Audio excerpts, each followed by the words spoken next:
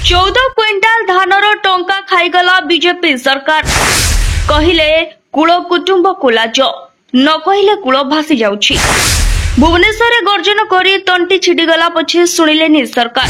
एभली सरकार जे कि 344 जन चाषी 4 कोटी 50 लाख टका देई पारन ये ओडिशावासी सहित कोन न्याय। अहरात्र धारणारे चाषी संघ चाषी रास्तार गर्जिले बिजेडी नेता प्रदीप माझी उत्सव मातिछंती मोहन। रास्तार चाषी हटहटा चाषी को लुटी जन्मदिन पालुछंती। मोहन सरकार धान नेले टंका देले नाही। लोके कहिलेनी मोहन को मुह को लाज नाही। आमठू 14 क्विंटाल रु अधिक धान नेउछंती हेले टंका देउनाहाती। एमिति ही लोकन को ठकी ठकी सरकार को आसीछि बीजेपी। कथा दे ठकी देले डबल इंजिन सरकार। चाषी माने एकाठी हेकरी सीएसओ एससीओ से माने सब लिखित भी तांका पाखरे धारणारे अहरात्र धारणारे बसिछंती आज भुवनेश्वर रे केही सुनिलेनी। निर्वाचन पूर्व बड़ बड़ कथा कहले हेले जितवा परे साधारण लोकन को नाम देउछंती। निजको लोकन को सरकार कहतबा बीजेपी एपे सही लोकन को दुख सुनुनाहाती। 3-4 दिन धरी नवरंगपुर चाषी संघ लोअर पीएमजी रे खरा वर्षा रे रात्रि अनिद्रा होई धारणारे बसिथिले। दीर्घ 4 मास होइजिबो चाषी को सेमानक कष्ट उपार्जित टंका मिले नाही। आमे सरकार को टन टन करी दान देइछु। सरकार हमको टन टन करी पैसा दो। धान मंडी रे धान बिक्री होइथिले सुधा सरकार एजाबत सेमानकु टंका देइनाहती। निर्वाचन पूर्व धानर एमएसपी मूल्य वृद्धि करबा नै प्रतिश्रुति देइथिले मोहन सरकार। सरकार को आसबा परे निजर समस्त प्रतिश्रुति पूर्ण होइथिबा कहिसेंती मोहन माझी। हेले दीर्घ 3-4 दिन धरी धारणारे बसी रहितबा एही गरीब चाषी मानक अवस्था देखले बीजेपी सरकार असल मुखा खोलिछि।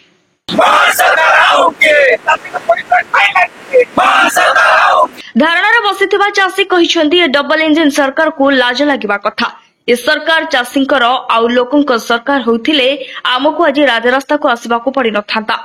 3-4 दिन धरी ए गरीब चाषी माने रास्तारे बसिथिले भी ना नवरंगपुर विधायक ना कृषि मंत्री केही भी तांको पाखको आसी नथिले। आमे एठी खरा वर्षारे राजरास्तारे बसिथिले भी केही आम दुख बुझि नथिले। एमाने केवल बटी नै साधारण गरीब लोकंकु लुटी सरकार को आसुछंती। बीजेपी निजको लोकंक सरकार कहउछंती अथच आम भले गरीब चाषींक पाखको आसीबाको बीजेपी सरकार टाइम नाही।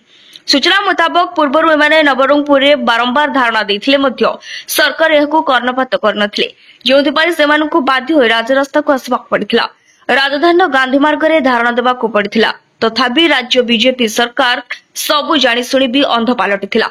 मात्र केईटा दिन भितरी मोहन सरकार निज प्रथम जन्मदिन पालिबे। राज्य सारा मोहन को भल कामर प्रचार हेब। निज सफलतार रिपोर्ट कार्ड धरी सरकार लोकन को पाखरे पहुंचबा पई प्रस्तुति आरंभ करथुवा बेले राजधानी चाषी धारणा मोहन को अडुआर पकाइछि। एबे देखिबा को बाकी रहिला केबे चाषी दाबी और प्रतिश्रुति पालन करुछंती मोहन सरकार। ए रिपोर्ट संपर्क में आपनको मतामत कौन से विषय हमको कमेंट माध्यम रे निश्चय जणातु। एवं किछि गुरुत्वपूर्ण खबर विषय जानिबा पई हम बीएनएस लाइव चैनल को लाइक शेयर और सब्सक्राइब करबा को भूलंतुनी। Bureau report BNS live.